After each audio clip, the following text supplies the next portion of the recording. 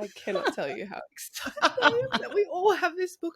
The amount of times Michelle, I think you and I having this book in the same physical space. I don't think I've ever had anybody like have this book with me, if that makes sense. Like, I'm like, come on, I want to like read this book with somebody or talk about it. And Michelle, you're like the only one. Like, and we're so busy that we really want to do it, and then we read it separately instead of Tracy. I always admire you guys at DFX because you do a certain month where you all go through reread this, don't you? I love that we all have like notes and things. Oh, I know. Now I have to go. Okay, now just hold on. You guys probably have heard this story, but I'm going to say this story because I think it's funny, and maybe we'll put it on the podcast. I don't know if we will. Yeah. But here's the reason why. Okay, so this is this copy of Jean Ayres' book, Sensory Integration Learning Disorders, and I've had this since I was first an OT in the early 1980s. Of course, this book was published in 1972. So, for the year of my birth. So, I mean, it's been around, for a while, and I was 10 years old when it was published. So I had this book for a long time, and then I lost it. And so I had to have a different copy of this book because I lost this book. But then a few years ago, our team at DFX, we were going to read this book because we choose Ayres readings that we're going to read every year. And often we've read the sensory integration and the child book. But then one year we were going to read this book. And so I only had this copy, and I'm quite protective of it because I had lost one of them. And so one of my therapists ordered a copy on Amazon. Okay. And so then she comes to me, and my husband is a very, very funny person. And I could go pull off of my bookshelf right behind me many, many, many, many books. And he does two different things with me, and he has done this our whole marriage. And we've been married a long time. So he will either retitle books with like a sticky note and make funny comments. But in this book, he had written to me. And so my colleague, Angela Graff, she's actually the co-person on The Spirit. She came in one day completely dumbfounded, and she said, I ordered this book on Amazon and I got it. And inside she said, it is signed to you. It's your name, and it has your name in it. And she had it. It's this book. I'm showing it to you. Oh my God. And it's your name. Gosh. And she said, and Jean Ayres signed it to you. And I was like, wait a second. First of all, it wasn't Jean Ayres. It was my husband. And he wrote a note in here to Tracy. May you always practice with happy hands, Jean Ayres. But of course it wasn't Jean Ayres. It was my husband, and he does these goofy things. So here's the weird thing. Somebody in the world had borrowed my copy of this book and then ended up selling it. Oh my gosh. And then our community is so small that Angela bought a used copy online, and it happened to be my copy. So then is that fun? It's a hilarious story. That is so funny. I mean, amazing that it made its way back to you. It made it back to me. So now I have 2 copies of this book because then I bought Angela a copy of the book so she could have one that was not mine. I don't know whose hers was, but anyway, that's a pretty funny, weird story. Wow, we're sharing. That is gracious. Mine's Debbie Bingham. Anybody know Debbie Bingham? I have your book. Yeah, who do I have? Orange, New South Wales. I have. Oh, I don't know. I don't know. Name. No, I think it might have been a library book. I'm not sure. Oh, that's interesting. Oh, bummer. Anyway. We're talking about funny families. our family has a tradition. Well, my dad and sister actually, they find the most expensive or most unusual book and they'll sign it from each other. Like Dad bought himself this book about knots and whip making, and like it was quite an expensive book. Tanya got it from the bookshelf and wrote in it, "Dear Dad, I hope you love this book. You know, happy birthday from Tanya, your favorite daughter," or something like that. Dad opened it up, was like, "What? I bought it for myself." Anyway, I'm glad we all have quirky family book stories. I love hearing that as well about John, and it doesn't surprise me in the least. That is so funny. Yeah, you know John from Camp Jabiru. So he's been lucky to go to Camp Jabiru. So the reason that this whole conversation about these books is happening is because we decided that we wanted to have in the podcast a little bit of a focus on basic principles from Ayres and have a chat about that. And so in thinking about it, we were going to talk about adaptive response and just right challenge today. And so I think all of us pulled our books out and we all have them and we're all happy to be holding them to go to the source. You are, right? If you're following on YouTube, you'll be able to see us holding our books like the nerds we are. We're trying to let this information seep into our brains. This is how we sleep at night. Put them under your pillow and let it seep in. Literally. I had visions of like recording myself reading this book so that I could like listen to it when I was driving, because I'm like, I can't read it all the time. Like, but it's it takes a bit to get your head to sink into the language that is Jean Ayres. But it's good. It's good stuff. You gotta be really present with it. It's so true. It is so true. Yeah. And I actually thought, not to like make anybody on the podcast fall asleep, but I thought we could like read what she said about adaptive response.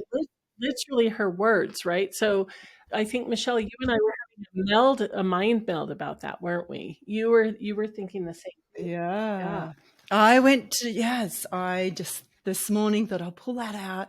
What did you say? I opened it up on page 114. 125. 114, got my eye as well. 125. I know. Important pages in this book. I'm gonna open it to 125 because there's actually a section that she has on the adaptive response. And I think there's a couple of really important things that she says here. Every word she says is important, but I mean, seriously. This phrase is an important phrase. So right now in our world of trauma-informed care and being responsive and understanding that there's no kind of black and white, yes or no answer in most intervention, and it's all in this both and space. And we say it all the time. But look at this, Dr. Ayres, 1972. She says, an adaptive response is not an either or reaction. Like most behavior, there's a continuum of degree of complexity, quality, and effectiveness. The ability to evaluate the nature of the adaptive response contributes immensely to the therapist's ability to concurrently judge the treatment effectiveness for the degree of adaptive response. And this is the major subjective indicator of the degree of sensory integration. So the reason that we're obsessed with this topic and actually with this theory is that you have to live in this zone of continual drinking in and understanding and deepening your understanding of every moment. And I think that that's why it's so compelling in a way, right? So much. Absolutely. I love that. part of it where she says the either or. Actually, where is the exact phrase? Yeah. It's not an either or reaction. Yeah. And it's this continuum of degree of complexity, quality, and effectiveness. And that's what we are seeing when they are first making a new move or playing with something in a new way.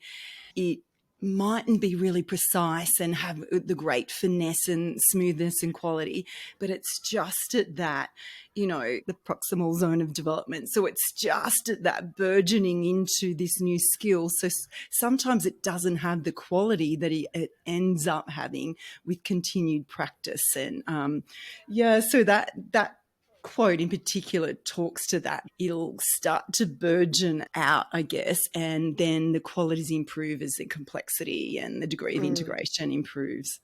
Yeah.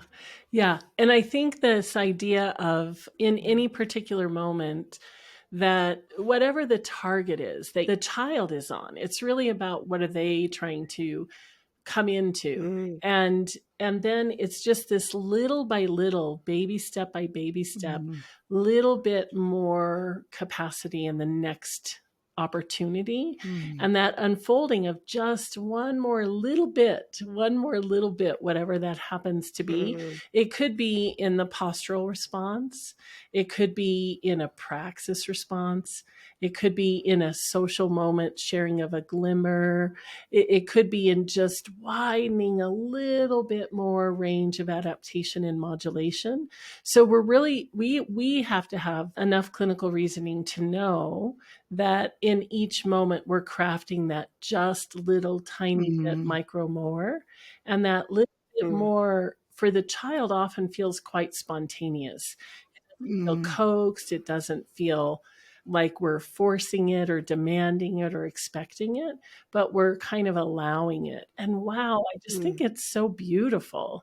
But it's so much to hold, right? Because all the domains are happening in front of us, sometimes like in little shifts from one to so you're having to stay fluid with what does it mean in this moment. And also with the child, because sometimes I've worked with children who see and feel it and know the enormity of what's just happened. Something's new and it's like, whoa, did you see that? Whether they articulate that or not, but there's this knowing of, oh my goodness, I did a new thing. Did you see it? Versus others just kind of do it. And whilst I might want to go, whoa, that was really big. That was, really working towards this. I want to celebrate big. It's just like, no, they want to keep going. And, I'm sure they felt it for themselves, but let Michelle just be present and hold space and let them repeat and get a little bit more of whatever's going to unfold in that session. But it can be super exciting. And that's part of, my discipline is to just stay with that and give a little, I saw that too, but stay in the moment. Let's keep going. I'm honoring your signals around, okay, you're sunk into this and this moment is now like mastery. You're driving towards mastery. So I'm not going to, you don't want to be taken away with the social excitement of it. You want to get in and stick with it. Totally. Oh man, it's so interesting though. I think as I have gotten better at observing the more discrete adaptive changes and responses that happen in session, I think my enjoyment of treatment has continually grown because I'm able to actually put, I guess, meaning to the things that I'm doing in a better way, if that makes sense. It's not like I kind of spray my approach and hope something lands, which I can remember feeling like I was doing that early on, being like, okay, I'm just going to try all these things and hopefully something works, right? And then you go to supervision and you're like, what am I doing here? Is this working? Is it not? And then as you start to, or as I started to improve my ability to really notice, is the child having more adaptive capacity in this moment or not?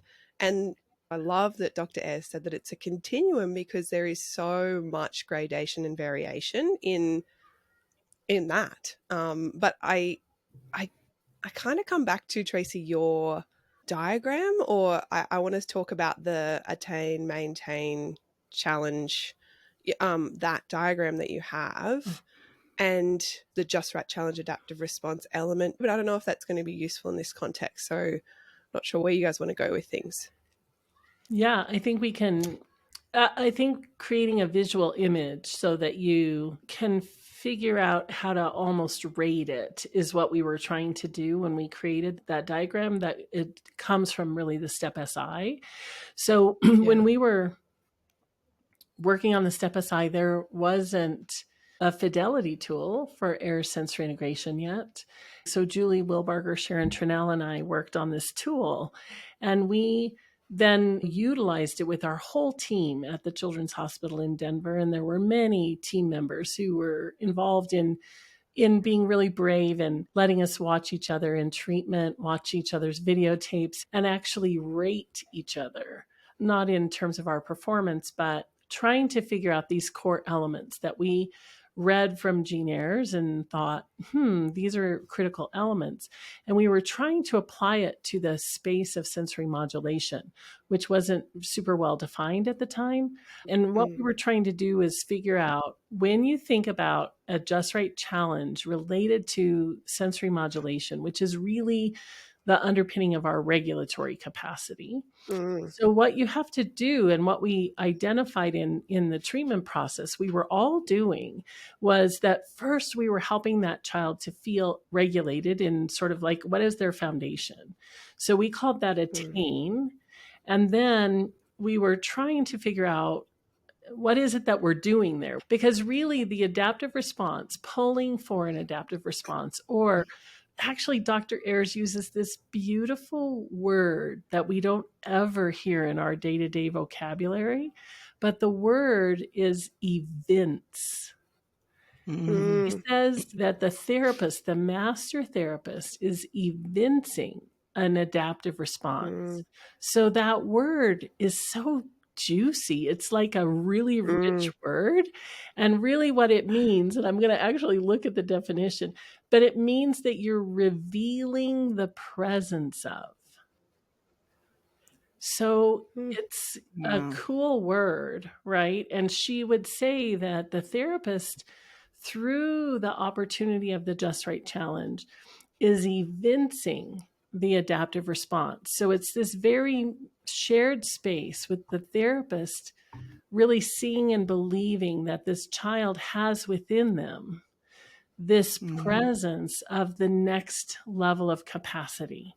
So in modulation, we created this linear visual analog, and we didn't create visual analogs, but we learned that other disciplines, when they were creating fidelity tools, you had to have a way to rate how are we aligned in our thinking. So if we have a child in front of us, we would probably agree that the child needs to either attain a regulated state, or they need to maintain that in the face of a challenge. So that dimension is really how, once I have you regulated, how is your capacity going to allow you to evince that, to reveal itself, given that these things are going on, these demands, these stretch points to how you stay regulated are happening. And we're really good as clinicians at noticing the subtlety of how far over toward a take, how far over challenge. If we put those on a imaginary 10-point scale, how much can we kind of urge towards this challenge dimension, or how much do we have to hold to keep that maintenance and attain more salient and alive and vibrant and available to the child? So we're working across that dimension. And as we kind of named that dimension, it became like this tangible thing that we could put a mark on that sort of imaginary line of a scale, but then we could talk to each other about it. And then as you can kind of feel how you are a co-regulator in helping to event this opportunity. And that's really the therapy dynamic at play. That's what's happening. And Dr. Ayres wrote this as like, this is what you're doing in therapy. This is how you harness neuroplasticity. It's not a black and white either or phenomenon. It's this experience that the child's going through. It's so powerful. It's like mind blowing to me that she figured this out and could name it and articulate it as a therapeutic process. I still am blown away by it when I admire it deeply. Yeah, it's impressive. And, I'm like reading current neuroscience doesn't ever make me go, oh, well, what she said isn't valid anymore. I've never had that like experience of, oh, well, the sensory integration literature is just outdated now. It's like amazing, really, around how well it meshes or aligns with lots of the information that is available now. So that's amazing as well. Like, I'm like, whoa, Dr. Ayres, you got it. Like, you were amazing, really, way ahead as well. Do you feel like in current neuroscience, Tracy, that there's still a lot of like, I don't know because I'm not in it, but is there still a lot of people that just don't really know or understand any of this? What's the science at around this process? Yeah, well, I think that the science is really around neuroplasticity is what we're talking about. It's the direct connection. So Dr. Ayres didn't use the terminology neuroplasticity, but when you look at the way that the nervous system organizes itself for change, they do talk about adaptive response. That you don't usually hear the test rate challenge, but you do hear that there's some quality of an opportunity to find the next layer of capacity. There's lots of different ways it's talked about, but I think that if you put them all down on paper, they would all be some version of the same thing that we're talking about. Yeah. I was just going to go into another quote that I love. Yeah. On page 114, she says, the central principle in sensory integrative therapy is providing planned and controlled sensory input with usually, but not invariably, the eliciting of the related adaptive response in order to enhance the organization of brain mechanisms. The plan includes utilization of neurophysiological mechanisms in a manner that reflects some aspect of the developmental sequence. The objective is progressive organization of the brain in a method as similar to the normal developmental process as possible. Dun, dun, dun, dun. There's so much in that. And I think for me, one of the things where I needed to go back and do the work was around what is the developmental process in order to be really precise about if my goal is to facilitate postural stability, for example. I actually need to know the developmental sequence so that I can set up or provide opportunities for the child in the right order, because then I'll allow the just right challenge after I've assessed where they're at and when they need to go. That was the precision work. So I knew kind of philosophically, yeah, it has to be just right. I have to be, there was a knowing that that was the right thing to do, but I didn't have the precise knowledge of all the developmental sequences to allow me to be on purpose for the child. So I had to do quite a bit of work. And look, I'm still doing it, to be honest, is going out so that I could set that up for the child. Yeah. I also think that that's like the whole rationale for the spirit tool, because the spirit organizes your thinking around the developmental unfolding of each of these capacities. And so if you're thinking about posture, you have to know a lot about the basic postural mechanisms, but you have to know that you're approaching it in this developmental manner. The same is true for, in the spirit, we call it the high route of A, the executive functions and effortful control functions. Those develop in an expected developmental sequence. And a lot of the things that are in the spirit around the social emotional domain are drawing from interpersonal neurobiology and frameworks around understanding how our social and emotional selves emerge in the context of relationship and somatic sensory integrative processing. And then praxis and sensory modulation themselves are developmental phenomenon. So I think it is like you have to have that developmental insight. But if you haven't really mastered everything that Jean Ayres ever wrote, and then all of the things that are in the related domains, I think we end up not staying developmental always, unless we have a tool. So more and more, every time that I teach the spirit course or engage with people around it, I keep feeling heartened that it's kind of the tool that we need right now, because we have to have that developmental insight. And Dr. Ayres said it, you just read it to us, like it's such a profound concept. So it's not just access to movement or, a postural challenge. It's in a developmental frame that her theory sits. And I don't know that everybody always appreciates how true that is, that her thinking was, it's a developmental approach that we're taking. And that it allows that unfolding to occur. There's another quote on 125 there. She talks about the adaptive responses are purposeful, goal-directed actions. Adaptiveness implies a certain mastery over the environment rather than the environment mastering over the child. This is another kind of part of the essential ingredient, I think. She says, when a child is emotionally involved, I'm paraphrasing here, and believes they can cope, the child will gladly summons effort to make a response of a greater complexity of adaptivity. So I think that gets to that internal drive and springs from what we spoke about last episode around that follow the child's need or follow the child's lead. That's why we do that, because if they're internally motivated and driven, it will allow them to kind of conjure up the energy and the attention.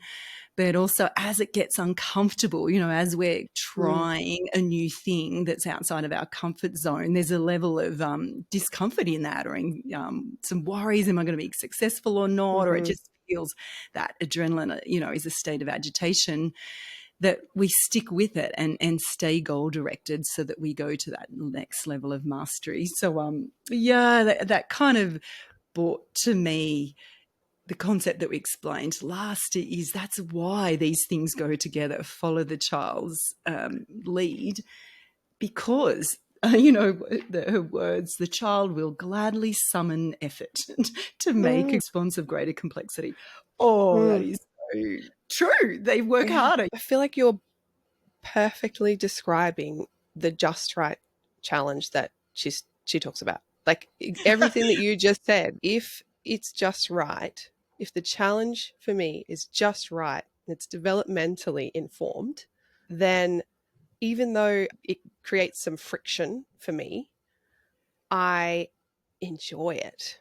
And you and me together evince an adaptive response in relation to this challenge because it is just right. So that's what we're trying to do in treatment all the time across these domains in a way that is informed developmentally so that we can match the just right challenge to the need that's in front of us. And like you said, Michelle, we follow their lead around that because that's where the child's going to find greater capacity with our support in relation to the skill that we're trying to master. And that could be socially, it could be in the sensory modulation system, it could be in their developmental executive functions around attention and joint attention and sustained effortful control, or it could be in related to their praxis and their finer skill, precision and mastery around any sort of motor skill, or you could be in the postural system. So I think that's why the spirit tool itself is so useful, and why, though, we need people around us to be able to help us think about this as therapists, because like Michelle, we are coming at this all the time. There's no moment where I'm like, yep, I've got it. I've got everything. I know it. I'm doing it. I'm like, okay, I think I've got this right now. Or I'm like, I'm not 100% sure what just happened, but I know that something just happened. And now I need to go and unpack that with somebody who can help me figure out what the heck just happened so that I can understand potentially what occurred there, what was the reason that was so successful, and how do then I understand to purposely recreate it or structure it so that I can be able to observe that next time and know a potential way of supporting that to unfold.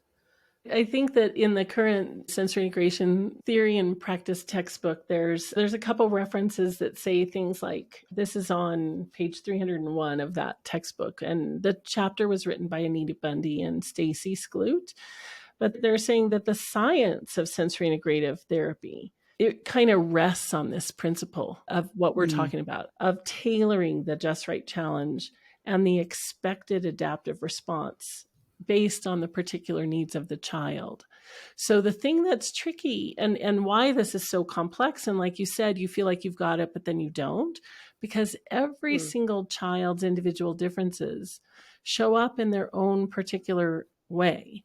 And we can understand and expect development in certain ways, but then every child is unique. So it always requires that we're showing up as little investigators, kind of analyzing in this moment with this child in this situation, what is salient and relevant related to their unfolding of what's interesting to them in the moment, because you're meeting them where they are. And, you can work with a child where 1 week it is posture that they're really grooving on, and they're really using movement, and the postural system is adapting. And then sometimes that brings them to like this different level of social awareness. And the next week it's all about social cause effect play or something. And so it can feel sometimes to somebody who wants it to be more like educational in nature or discrete and specific, that we're kind of floating about, but we're not, because the nervous system makes available the most salient thing that needs to be addressed to us.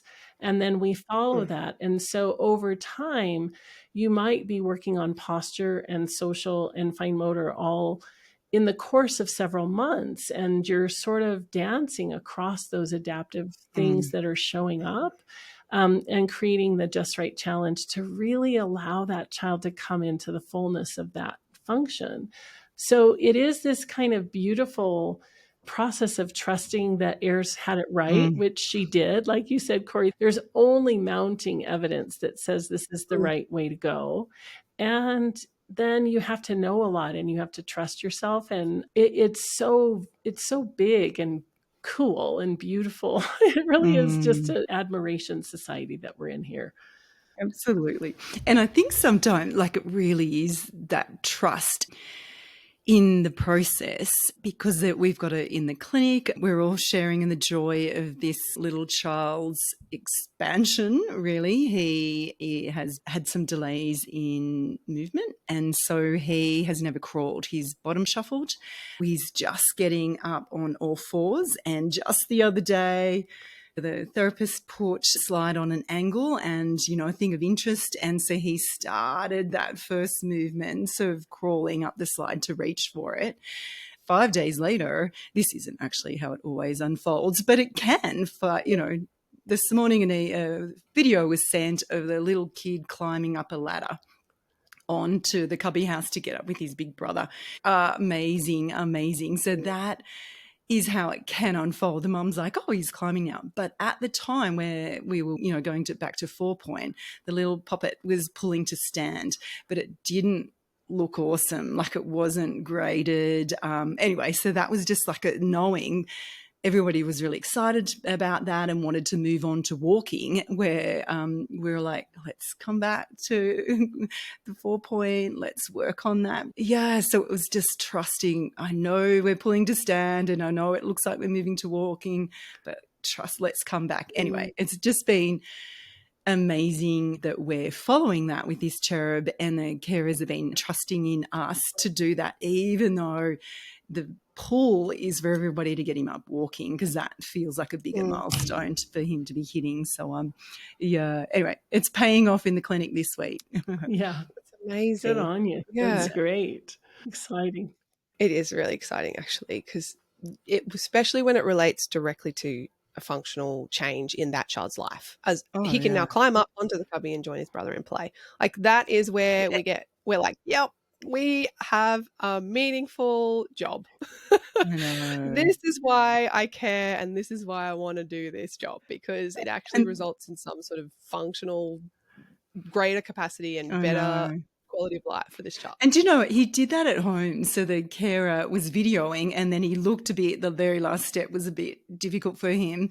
And so you could see the carer's hand coming in to, you know, touch the little bottom to support him in case he was flawed. But she actually didn't. So, you know, it's one of those things where she let him have a go, because it was a couple of meters off the floor, and as he was doing it, she knew how exciting it was, such that she pulled out the video to capture it. She knew he was getting there. He just needed time. At one point she cued in, oh, maybe this hand, you know, so he reached up a bit higher rather than on the base and grabbed the handle. So she gave him that little, hey, you could try this, but she didn't touch him. She wasn't in a hurry to, you know, push him up, or too scared to say, oh, you're up too high. The brother didn't pull him. He could have actually just yanked him up, which would have been fine too. But, you know, that I just love that the biggest bang, the biggest thing kind of happened at home, and that the family facilitated that. We kind of churned it out in the clinic because we knew exactly what we were striving for, but then the unfolding happened spontaneously, you know, in family life. So fab, which we don't always see if we weren't all taking videos. That is what happens all the time. But yeah, this just happened to be captured on video, so it was gold. And I think you're following the so, you know, you could get caught up. It's sometimes, as a therapist, you see a child and they're doing a certain thing, and you think, oh, we're missing this developmental skill, and then okay, well, we have to do all this crawling now. But actually just want to be able to help this child experience potentially what they need to support them in doing the upright more adaptively. So for him, pulling up to stand and he's looking like it's not super adaptive, or the quality of that is tricky for him, you're wondering, well, okay, what pieces can I add that may help that be more adaptive? And developmentally for him at that point, it was useful to come back and help organize him around his midline and activation against gravity in a 4-point position. And if he was older, if he was a much older child and you tried to bring him back to that, if that was a thing he was trying to master, he wouldn't resist you. That's my gut instinct, is like, when it's the right thing, the just right challenge, they like the feeling of pushing in that zone. That is like, it's like, oh yeah, there is something in this that my nervous system is trying to figure out. And I want to do this, even though it's tricky. Yeah, for sure. And I also love how you're taking the story of postural adaptation is sort of one of the first things that Dr. Ayres really, really described in many clear descriptions around the levels of adaptive response, around what is your midline and how do you find it, and how do you find stability and hold on and stay put, and then how do you start to navigate the complexity that might come because you can do that. And so the unfolding of the adaptive response and just right challenge naturally allow for building and building and building complexity. And we can see that and often name it and describe it the most concretely in that postural system. So it's a great example of that. But then, Corey, you started to talk about how there's parallel thinking that we can use in these other capacities. And I think that's a space that Dr. Ayres didn't always write as explicitly about that. So for some people, they always bring it back to, well, we must treat this through the postural system because that's what she described. But really, it's more that she gave us the principle and we can apply it to any function. So if we were to think about the foundation of the function is that attain space, it's sort of the referent point, the baseline. Sometimes I call that the landing pad.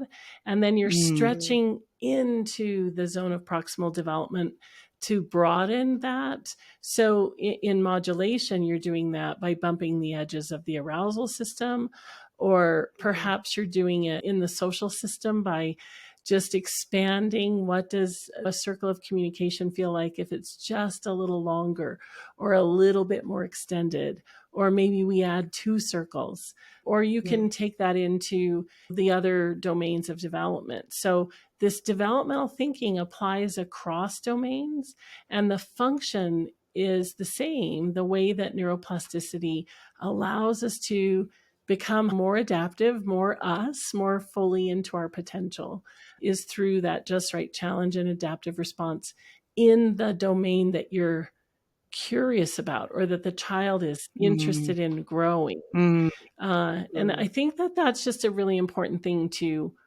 make sure all of our listeners are appreciating, that it wasn't a single domain and it wasn't just sensory integration itself, but it's the out products of sensory integration that are adaptation. And those are across all domains. Tracy said something then about, and I've lost the verbatim what you said, but it was around where the child is wanting to go. And I know as a therapist early on, that was tricky for me because I kind of got my head around the physical domain because, as you said, Ez wrote about it and it was a bit more concrete, and it was just in my learning about, pediatric, it was around the more physical development. So if the child, was interested in, I don't know, I'm making it up, I don't have an example of it specifically, but if it was around social skills, I would keep thinking, but yeah, come on over here and we'll do this physical thing. In my mind, it was like, I want to take us here. Let's go over here and play the wrestle game because I want to work on, 4 point. That was part of my learning around, following the child's lead, but all that allowed more easily this convincing of, the adaptive response. Because it was like, Michelle, I'm not into that jigsaw puzzle. I'm not into my pencil grip, whatever. I'm over here and I'm playing with, the wheels. I'm spinning of the wheels, which we spoke about in last one. But it was like, okay, drop your agenda, Michelle, and come over and follow the child's lead. And yes, catch up and learn more about the developmental sequence of what that is, so that you can really be with this child and not have yourself pulled over to the thing that's, I know more about, and I want to show you all the tricks that I know about, little fella, so come over to me. Oh, so funny. All I was thinking about before as well, because I love the way that what Tracy says ignites various trains of thought between Michelle and I, and so it's amazing. And we both have to use such good working memory to hold on to the original thought that we might have had, but anyway, which is maybe not our strength. But anyway, we love it. So I thought when you were talking about the same piece then, Tracy, around just the way that the sensory integrative piece and the adaptive response in that zone of proximal development, depending on which domain they're in, it made me think about the way that sensory integration is organized in typical development in and around usually a social interaction. And especially of reading Dr. Lisa Feldman and her whole thing about being able to predict an event, I was like, well, sensory integration and the principles of treatment is like everything that we're doing is supporting a more predictive, organized brain, more adaptive, more function. And we're always doing that in a relational way. And I was just like, we are on the money. And it's not about just giving a kid deep pressure, or it's not about just swinging them in space. It's like, how do we offer these principles of predictability or novelty or intensity and duration and landing that in an affective way so that the child is more adaptive. And now suddenly there's more capacity to do a wider range of skills and to just have the possibility of doing new things in their environment. Anyway, I was blown away by how amazing some of the principles that we have in our current treatment match up to the current latest sort of way that we're starting to think about the brain. Yeah. Yeah. I'm catching the affect from both of you and how we're so leaning in and we're loving having this very kind of geek out conversation about this. And what I love is that this theory has given us the just right challenge forever. And we're evincing that we're revealing our own. Every time we say blown away or we were amazed by that, it's like the affective tone is telling us that we're evincing, we're revealing our deepening understanding moment by moment. And so I just think it's kind of a lovely parallel process that we're in it and we're having our own adaptive responses to the work that we're doing to offer adaptive responses. It's very parallel pros universe kind of thing going on. And it's very meta, right? It's cool. Oh dear. Well, if people want to read more about the adaptive response, there are places they can go in our OT literature. The Blue Book is very hard to come by.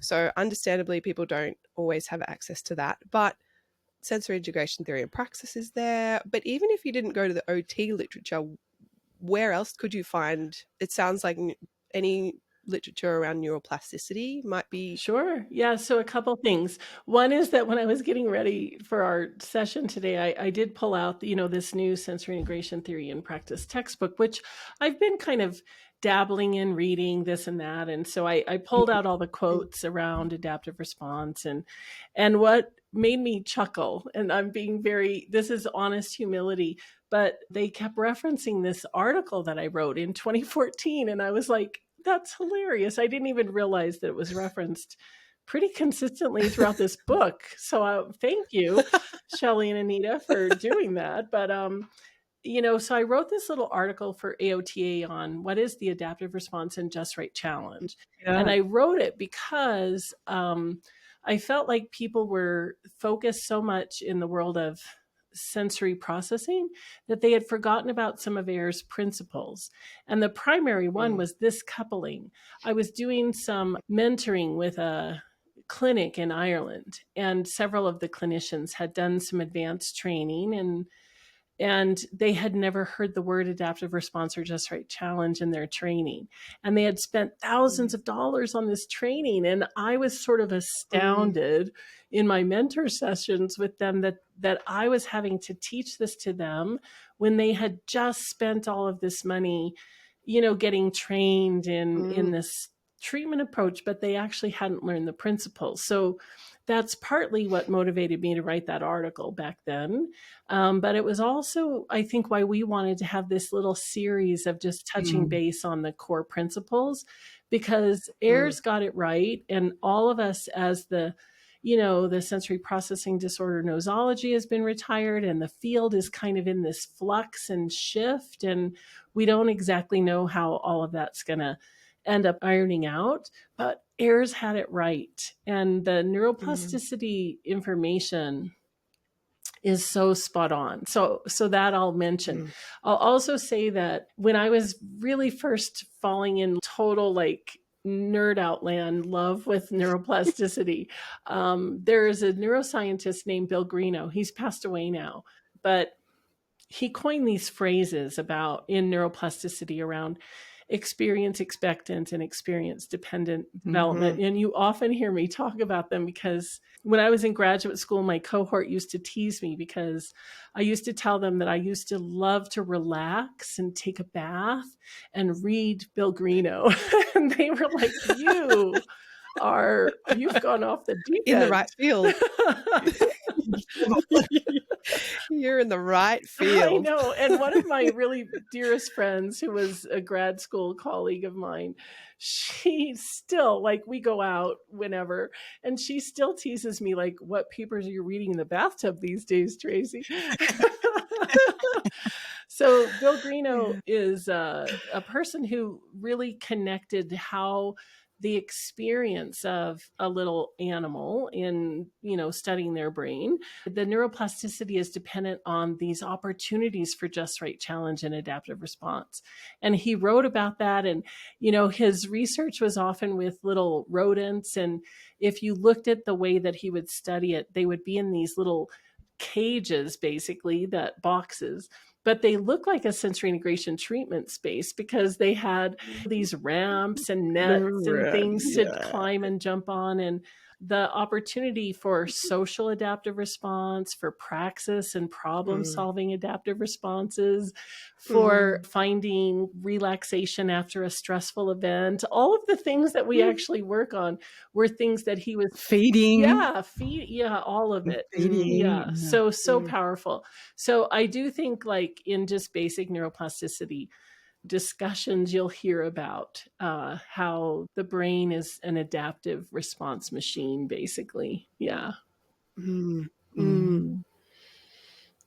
Amazing. Oh, great discussion. Do we have any other quirky stories or insights you've gained?